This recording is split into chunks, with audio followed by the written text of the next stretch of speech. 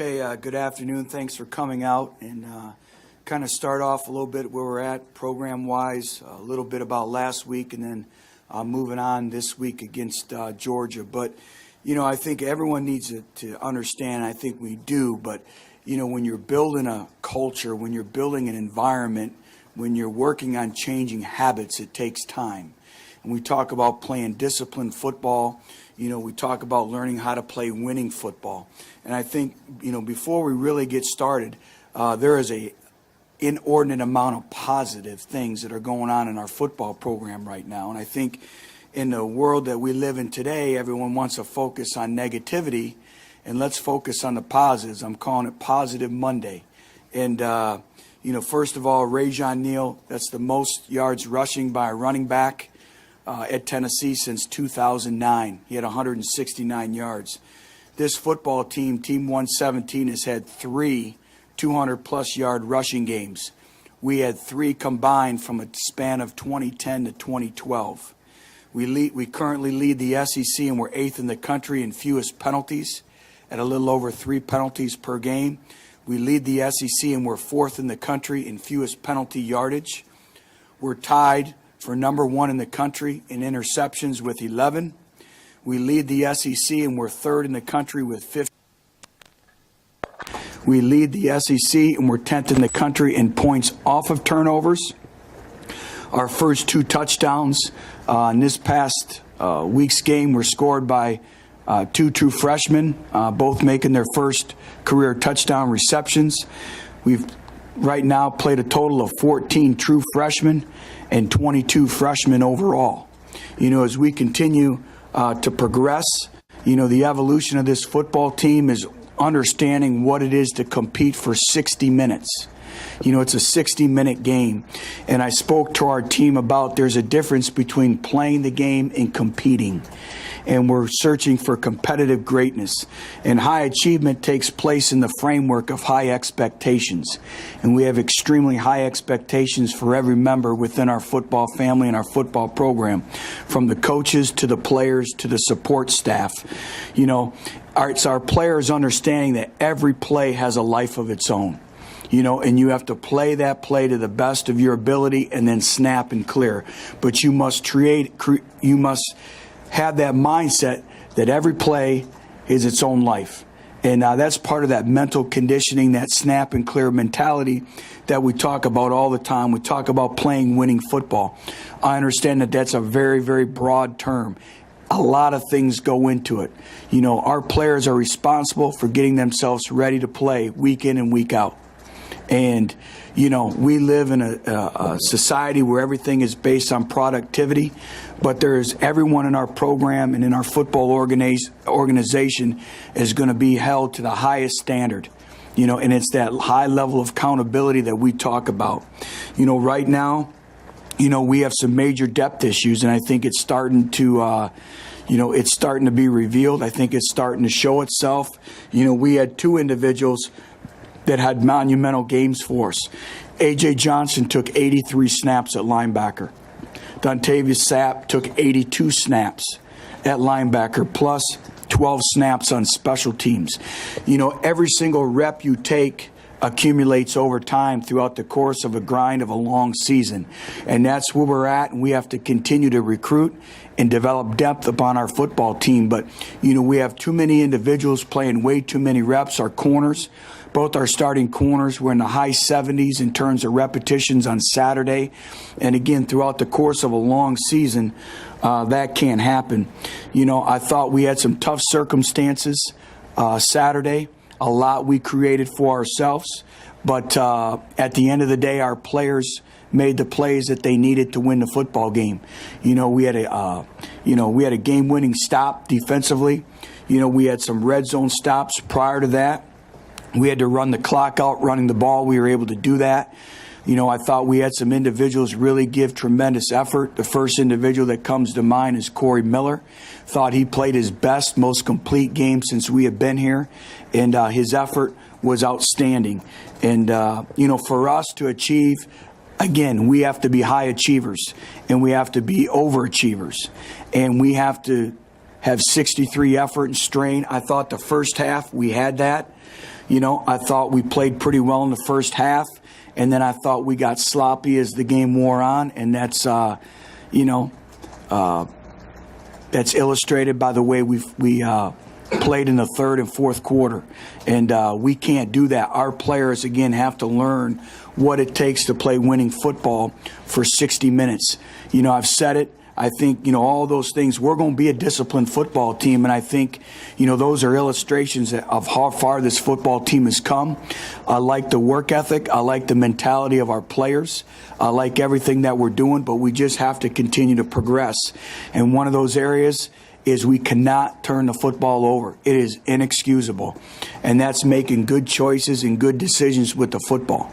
And, so I think that's been kind of, the one area when you look to in terms of being a disciplined football team that we have to take great strides and continue to move forward. We've been careless with the football when we throw it, and we can't continue to have those catastrophic mistakes as we move forward with this football team. I think we all know what we're up against with a Georgia football team coming in here on Saturday at 3:30. Extremely, extremely talented. Their quarterback is as good as any quarterback in the country. He's a Sunday quarterback. He can make all the throws. Very, very skilled on the perimeter. A big physical offensive line with two really three running backs. I look at their football program. They have tremendous depth in all three phases, offensively, defensively, and special teams. And it's going to be a great challenge for us, just like every week. But it's another opportunity. We said we needed to have win 3, and we got win 3. And we're 3-2, and there's a lot of positive things moving forward, and we just have to continue to get better and work on being a much more disciplined football team, especially in the areas of taking care of the football. So I'll answer any questions you may have. Devon Swafford didn't play much after the first quarter. Was he banged up, or was Duran just playing better? No, we had some things in terms of, some matchups, and some mental errors. And so Jerron Tony, I think, is another illustration of an individual who's has been a walk-on in our football program, has earned a scholarship.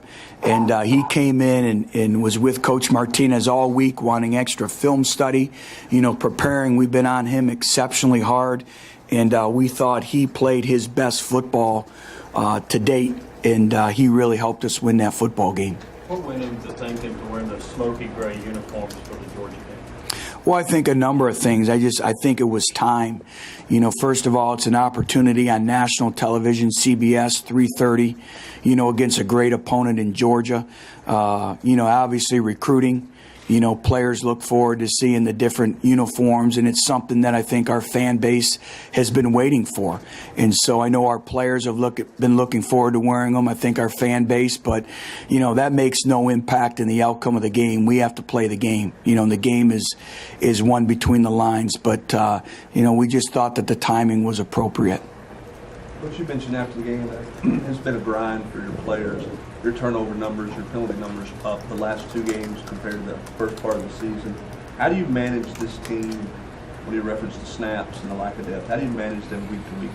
Well, that's a balancing act, and that's where we come in as coaches. And I think you have to be cognizant of every single snap that they take in practice, and we need quality reps. And we need quantity too to develop the fundamentals. And that's the thing is football is a fundamental football game.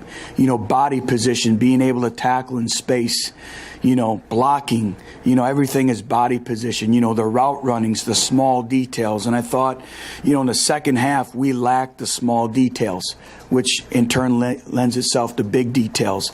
So I think it's a balancing act, so we need quality repetitions this week, and we have to make sure that we really map out the repetitions, which we do every week, that they gain in practice. How did they perform?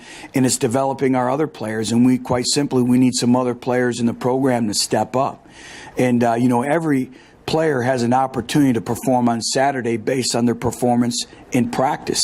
And that's part of developing a winning culture. That's part of the standard and the expectations that we have set place in this football program. There is absolutely zero entitlement. If you don't practice well in practice, you're not going to play on Saturday. I've never been around what they call gamers, where they just show up and perform at their highest level on game day. The great players have a great high standard of consistency in performance each and every day in practice, and that in turn lends itself to playing well on game day. So, every individual every week has an opportunity to play on the game. It's what they do with those repetitions in practice. The sloppiness in the second half, is that because you got a 31-7 lead or a fatigued football team? I wouldn't say fatigued football team. I would say learning what it takes to play 60 minutes of football in that focus and that concentration. And turnovers. Turnovers can change the complexion of a game. We're down right before halftime, going in with the ball on the 2 or 3 yard line, and we come away with 0 points. And then we continue to have turnovers, and you can't turn the football over. Anytime you turn the football over, it lends itself for the other team to have the opportunity to get back in the game. I just think it's taking care of the small details.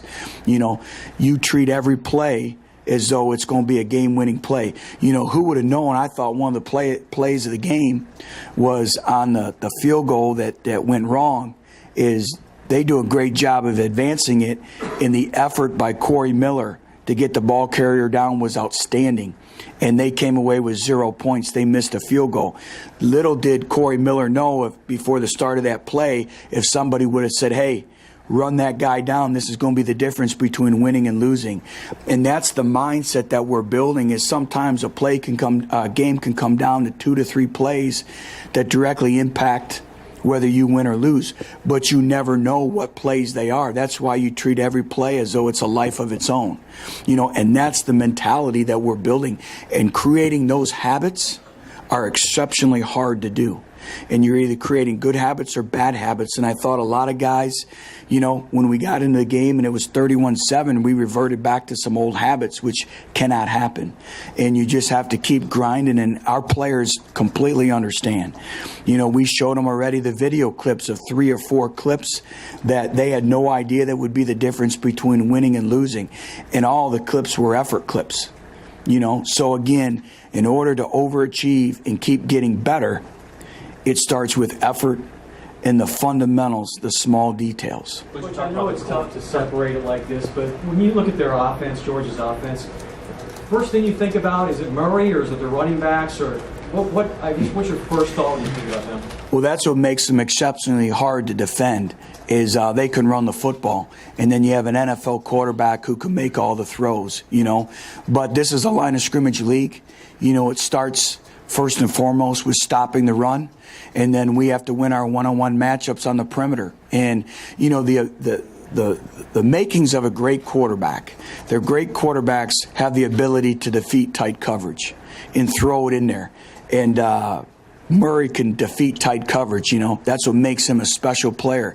He's poised, he's in control. Their offense, a lot of these guys are seniors or juniors. They're a veteran group. They've been in big games before, and now they play like it. They have a lot of confidence. But you talked about the corners. Malik Foreman hasn't played in the last couple of games. What's kind of going on with him? And I know you just got Michael and Riyad back, but how close were they to being able to play on Saturday? Yeah. This past Saturday, Michael and Riyad weren't ready yet. They just started practice, and it takes time to get your skill set back, to get your conditioning levels back, your football endurance, but also your mentality, your functional intelligence. And, football is a game that's played at high speed with quick snap decisions that have to be made. So, they weren't ready yet. Malik continues to progress, and he's a freshman, and, they're like your own children. Each individual progresses at different paces. And I love Malik. He's competitive. He's working hard to get better each and every week. But, right now, he needs to have a good week of preparation, and I know he's looking forward to that. Can you give us an injury update on Marlon Lane? Yeah. Marlon Lane right now, suffered a lower extremity injury. He's day-to-day right now, so we'll know a little bit more probably later today and into Tuesday and Wednesday. He will not practice today. And, can't say enough about Rajon Neal. He stepped it up when he needed to step it up, when we needed him, he stepped it up and he played his best game to date. And I think those are all great stories that are occurring, and that's part of that overachieving that we've been speaking about. What was the difference you saw in Rachel on the Saturday versus maybe earlier? Attacking, decisive in his run reads, getting the ball north and south, making defenders miss. I thought he played at another gear. He showed some bursts and acceleration. He made individuals miss, and obviously moving forward against the talent of a Georgia defense, we're going to need his durability and we're going to need some playmaking ability. Butch, in the first 3 games, just as 1 interception, he's had 5 the last 2. Is he being more aggressive in his throws? It seems like there's more downfield throws, or is why the more interceptions these last couple ball games? I think, one of them, again, everything lends itself to the quarterback. The quarterback is 1 out of 11 on the field. There's 10 other players on the field. And I think to the naked eye, the quarterback, like I said, blame, you get all the blame when you lose and you get all the praise when you win. And praise and blame, it's all the same. And the 1 interception, we didn't do a good job in our pass protection and getting the hands of the defender down. We were supposed to be in a cut block protection. We didn't get the defender down. We're in a 3-step drop, and he tips the ball, and they intercept. Justin made the right read. He did his job. And so I think it's all individuals stepping up around him. I think it's the receivers being more precise in their route running, and then I think it's Justin at times throwing the ball away and making good choices and good decisions with the football. And I think sometimes, you get into a mental rut where you're saying, don't make a mistake, and you make a mistake. He just has to believe in his coaching, believe in his practice repetitions, and those are things that really, when individuals are really starting, for the first time, and I know he played some games a couple years ago, but, he had a year off. Those are all growing pains that you go through with a quarterback. But believe me, there's a great sense of urgency. We have to get those mistakes corrected. But it's not just on Justin Worley. We have to do a better job of coaching him, and our players around him. So, again, he's just 1 of 11. But all eyes obviously point to him. Coach, you said the true freshman quarterbacks weren't ready yet Saturday. How close are they to being ready? Well, I think as the season progresses, each week they get closer, but you'll never really know until, they go into live game repetitions. But, I see these kids every day. I'm in meetings with them every day. I watch their demeanor and pregame warm-ups, and it's one thing when you go into a game and you say, I may play, and if we get ahead, or if something happens, no pressure, and then all of a sudden you can see a little bit difference in their demeanor when they say, I'm 1 snap away from playing and taking some meaningful mistakes. And I watch all that. And again, these are 17, 18-year-old young adults, be playing in front of 100,000 people, national television, against some great defenses, So, again, as much as everyone wants to see them, it's my job and it's my responsibility to them, to their parents, and to our football program to not put them in, if given that luxury, until they're ready. And in our professional opinion right now, they haven't been ready. Will that change this week? It may change based on how they handle practice. How can they handle the volume of a game plan? How can they, handle the game speed repetitions? But I'm excited about both quarterbacks, both true freshman quarterbacks. They're great competitors. They're very good football players, and they want to play. And now, it's making sure that we can prepare them to the best they can before they get those reps. I guess Gurley's status is uncertain for Georgia this week. You got to see a little bit of Georgia without him Saturday. How much of a different offense are they when he's not in there? Well, make no mistake about it, he's a great player.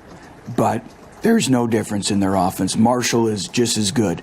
And I said, when I started the press conference off, they have depth, and Coach Richt has been there a number of years. He's been able to grow and develop that depth through the recruiting process and has done a great job with it. And, building depth takes time. It takes years and years to get that depth, and they definitely have it. Coach, I think you played 14 true freshmen. Is that about what you expected overall? And do a lot of stuff with recruiting in mind. Is that something that you feel like recruits are taking notice of when you have conversations with them? Well, they do. I think, prospective student athletes or recruits can look and say, hey, I can go to Tennessee and have an opportunity to play early and play as a true freshman, and I think that's a great selling point.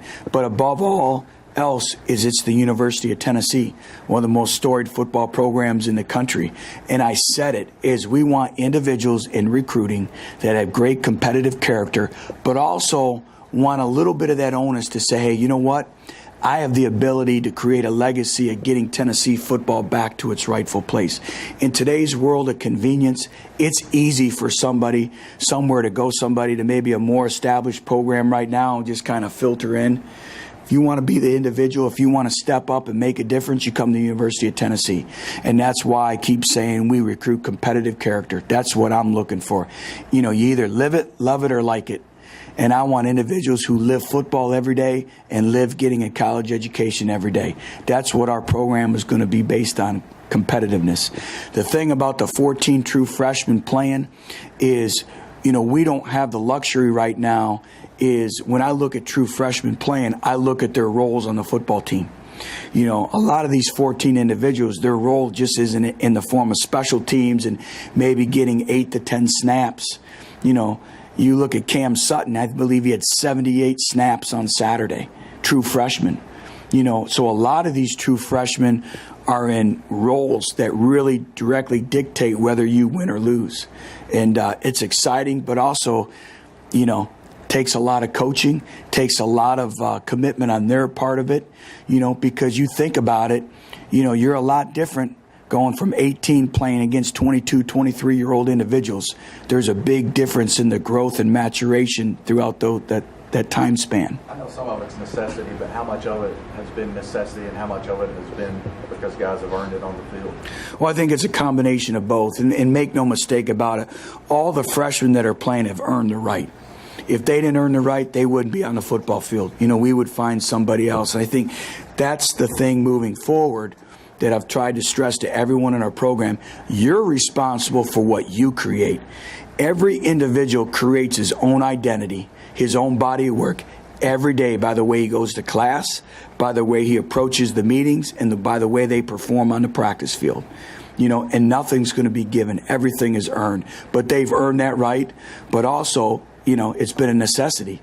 We have to get to a point in our program, which we will, is that every single position is you're competing whether you're going to play or not on Saturday. And competition is the mother to all getting better.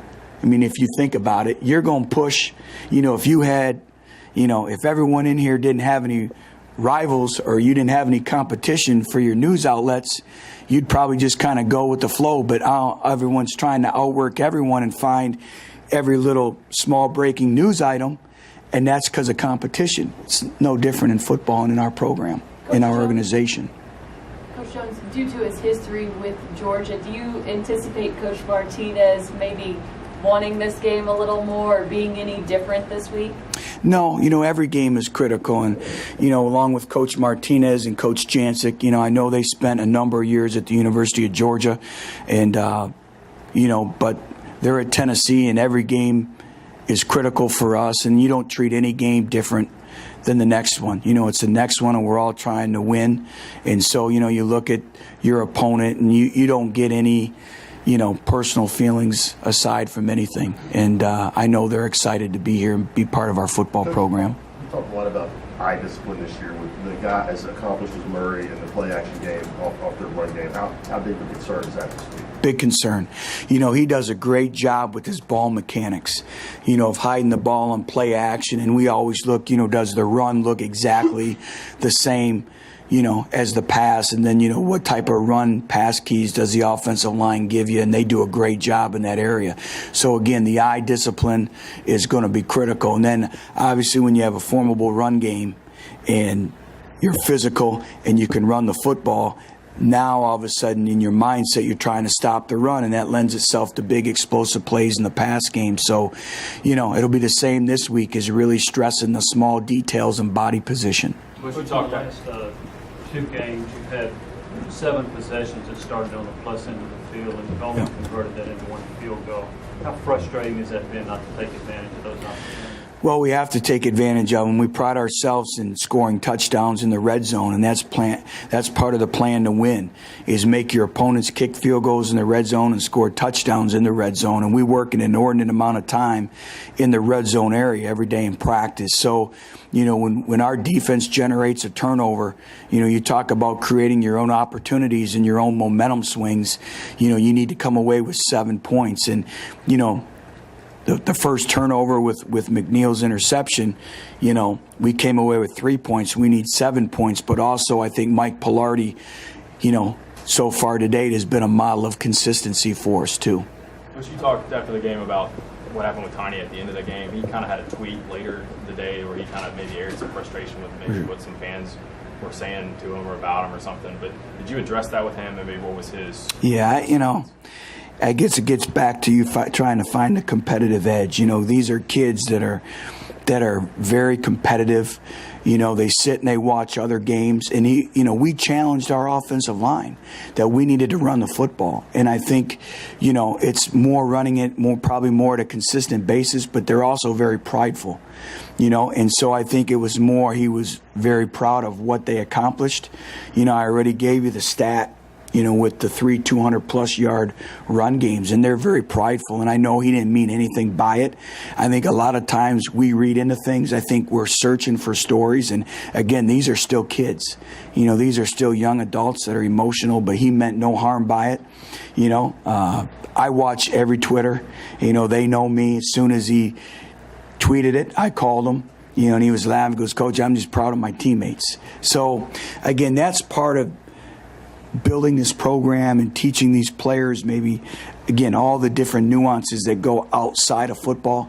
That's the role of coaches. It's not just coaching football, it's mentoring. But, I love Tiny, and he loves his football program. We're up against a couple pressures there with the game on the line, including the one sack. How do you feel about just the city of pass rush at this point in time, and how critical is that going to be with a guy like Murray back there? Oh, it's going to be critical. If we give him time to sit back and throw the football, it's going to be a long day. Just like anybody in the country, if you give Murray time to throw the football, he's going to hurt you. I really liked our mentality at the end of the game. And now, it's the same thing about each play having a life of its own. We need to come off the football in obvious pass rush situations with a mentality that the game is on the line. I saw a whole nother speed level off the rush, off the edges of our defense from, Corey Miller to Vereen. I thought Vereen gave us some extremely valuable repetitions. Marlon Walls, I tell you what, some of the effort plays that he had Saturday, I showed our football team. That's what we're looking for on a consistent basis. So it's that mindset of every time you rush the passer, the game's on the line. And, the good thing, I try to find positives in everything. We won the football game. We found a way to win. Our resiliency was tested. We found a way to win a football game. But also, you need to be in football games like this. So say down the road when we're in SEC play and we get in that situation before, our players have lived it. They've been in that situation. They have confidence because they did well in those situations. Our kids, the great thing is we come in the locker room, and even yesterday, they're excited with the win. I think, when you win, it's special. Winning is very fragile. Half the college football teams in the country lost Saturday. And let's make sure our fans, everyone here, we don't take winning for granted. A win is a win. We needed to get to victory number 3. We got to victory number 3. There is no such thing as an ugly win. They all count the same. It's a win. Now, do we all know our challenges and where we need to go to continue to progress and get better? Absolutely. But I'm proud of our kids that they fought and they didn't give up. They fought to the bitter end, and they made a play, and that was great to see. Coach, can you talk about Cam Sutton and his progress? And I noticed a couple times in the end zone, too, he was breaking up passes. Yeah. They went after him, and he knows that. At being a freshman, you're going to get challenged. And I think what you